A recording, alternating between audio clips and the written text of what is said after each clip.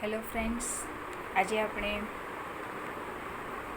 Law relating to export and import regulations સબ્જેક્ટમાં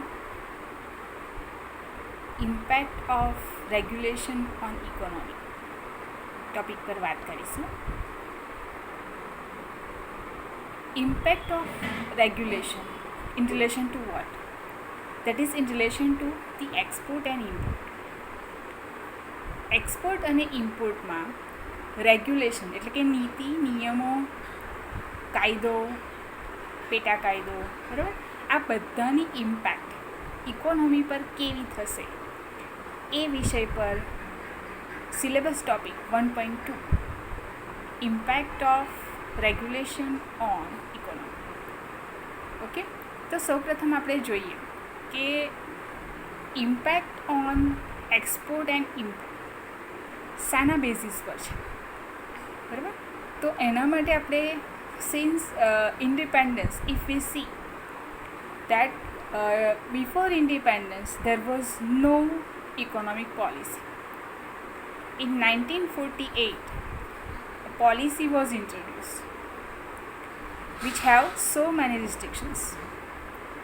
Afterwards so many policy statements were made and a new liberalized policy in 1991 was introduced. બરાબર. ભારતના સ્વતંત્રતા પછી આપણે ત્યાં 1948માં પહેલી economic policy આવી, જેમાં ઘણા બધા નિયંત્રણો, ઘણા બધા પ્રતિબંધો હતા. એના પછી ઘણા બધા પોલિસી સ્ટેટમેન્ટ્સ આવ્યા અને એના પછી છેલ્લે 1991માં એકદમ લિબરલાઇઝડ પોલિસી આવી, બરાબર. તો એના ઘણા બધા ઇમ્પેક્ટ્સ છે. તો આના ઇમ્પેક્ટ ઇકોનોમી પર એટલે કે અર્થતંત્ર પર કેવા પડે છે તે આપણે આ ટૉપિકમાં ભણીશું. હવે જોઈએ તો કન્ઝ્યુમર્સ જે છે, બરાબર. So the consumers in the market they search for the good quality of products as well as cheaper products. બરાબર. કન્ઝ્યુમર્સ જે છે એ બજારમાં સસ્તી અને સારી ગુણવત્તાવાળી વસ્તુઓ ખરીદશે, બરાબર. તો 1947 પહેલાં તો આપણી જોડે પોલિસી જ નથી, પણ 1947 પછી 1948માં જે પહેલું ઇન્ડસ્ટ્રીયલ પોલિસી સ્ટેટમેન્ટ આવ્યું એમાં ઘણા બધા રિસ્ટ્રિક્શન્સ હતા. દેટ મીન્સ ઘણી બધી વસ્તુઓ આયાત થઈ શકતી નહોતી, ઘણી બધી વસ્તુઓ નિકાસ થઈ શકતી નહોતી અને થોડાક વિષયો એવા હતા જે એક્સપોર્ટ થઈ શકે અને ઘણા જ મેટર્સ એટલે કે વિષય વસ્તુઓ એવી હતી જે ઇમ્પોર્ટ થઈ શકે. એના પછી સર્વિસ સેક્ટર આવ્યું. સર્વિસ સેક્ટર્સ ડેવલપ થયું, એના પર પણ ઘણા બધા રિસ્ટ્રિક્શન્સ હતા. પણ જ્યારે 1991માં ન્યૂ ઇકોનોમિક પોલિસી ઇન્ટ્રોડ્યુસ થઈ ત્યારથી રિસ્ટ્રિક્શન્સ એકદમ ઝીરો થઈ ગયા અને થોડાક જ એવા માલ અથવા તો વિષય હતા જે રિસ્ટ્રિક્ટેડ કર્યા, બરાબર. તો આ ચેન્જીસ પોસ્ટ ઇન્ડિપેન્ડન્સ અને લિબરલાઇઝ પોલિસી પછીના હતા, બરાબર.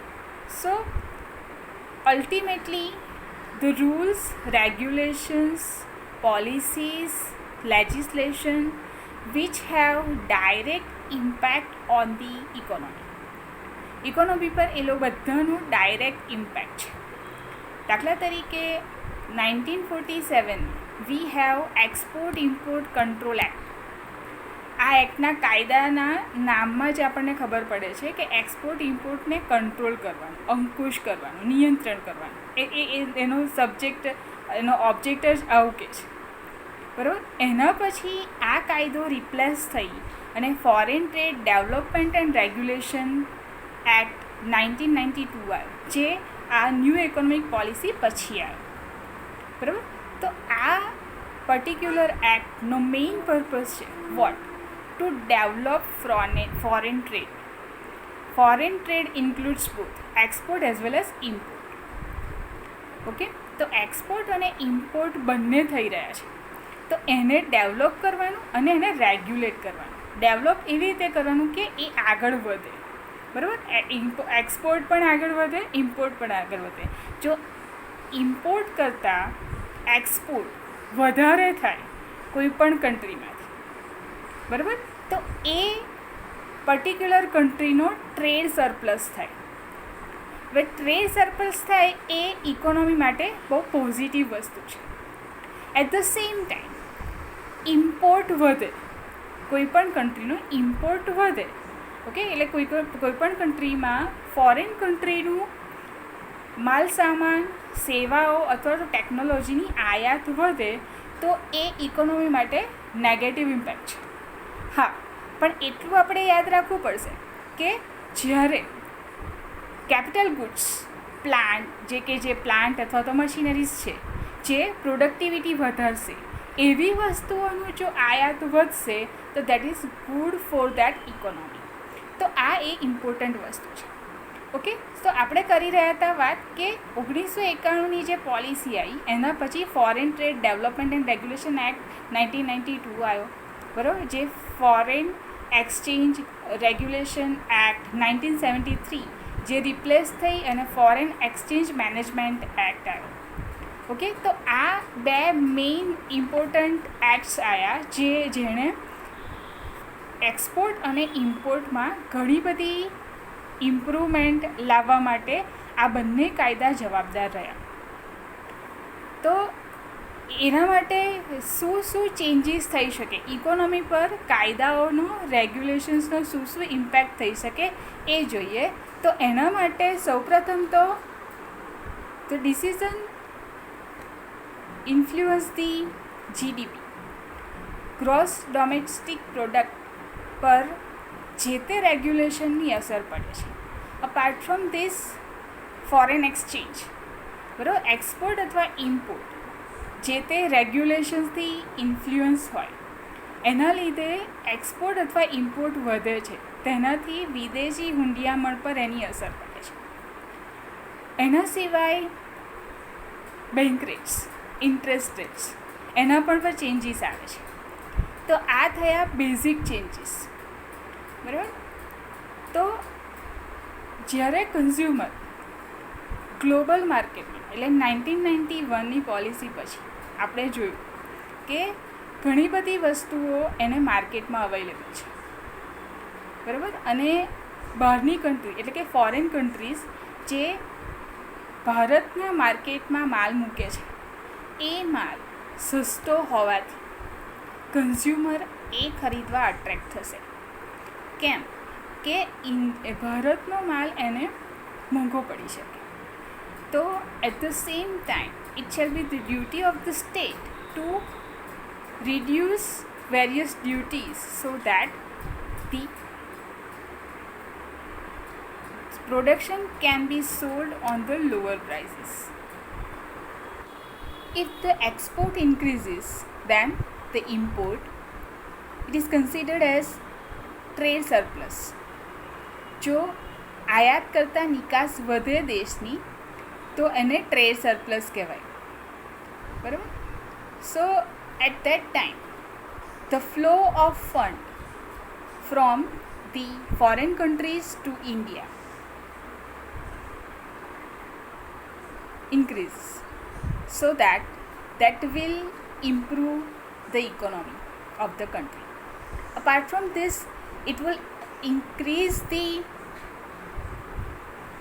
employment as well as the production, because there is high demand of the products in the outer market. As well as if the import is increasing, then at that time the demand of the country has been increased and the country has no capacity to provide the product. So at that time the inflation rate will be increased. Okay, જ્યારે દેશમાં આયાત વધે છે, at that time the flow of the fund will raise from India to the other country. So their foreign exchange will be improved. and the economy from where the export is done to India and import has been to India, that will impact ultimately on the Indian economy. Okay, જ્યારે import વધશે, બરાબર, દાખલા તરીકે એક example લઈએ કે કોઈ એક સ્પેસિફિક વસ્તુની ઇન્ડિયામાં ડિમાન્ડ છે અને એ વસ્તુ ઇન્ડિયામાં હાઈ પ્રાઇસથી મળે છે, તો એ વખતે બીજી કોઈ કન્ટ્રીનો એ જ માલ ઓછી કિંમતમાં મળે છે, તો દેશના લોકો એ સ્પેસિફિક વસ્તુ લેવા માટે અટ્રેક્ટ થશે અને ભારતની પ્રજા એ કન્ટ્રીને પ્રોડક્ટ ખરીદી અને પૈસાનો ફ્લો એટલે કે નાણાંનો ફ્લો, ફંડનો ફ્લો એ કન્ટ્રી તરફ જશે. So for that purpose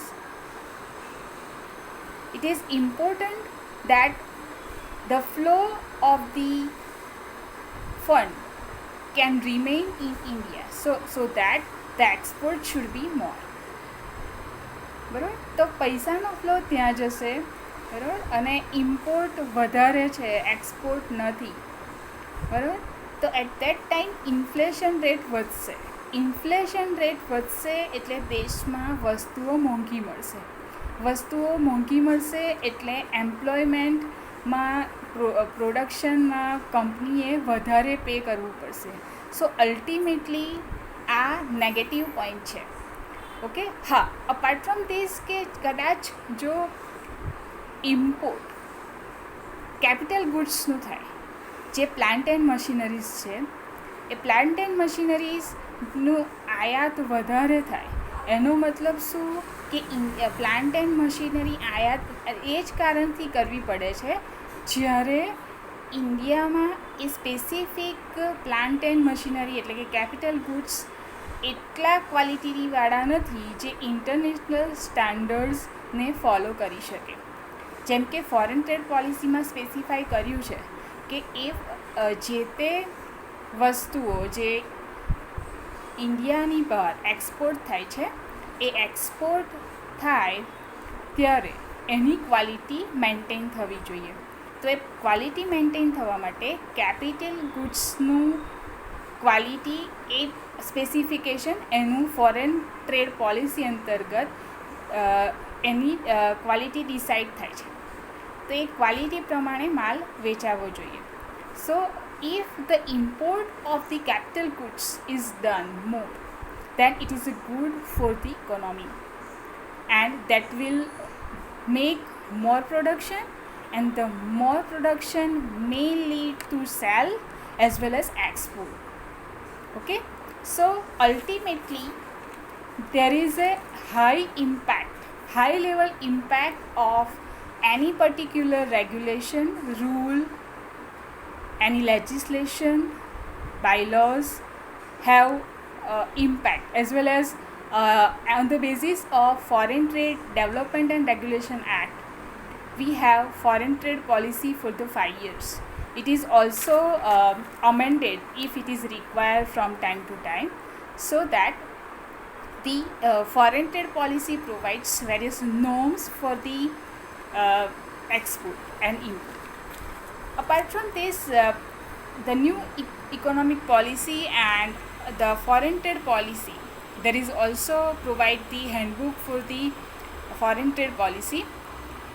The policy suggests various small exporter of the small businesses.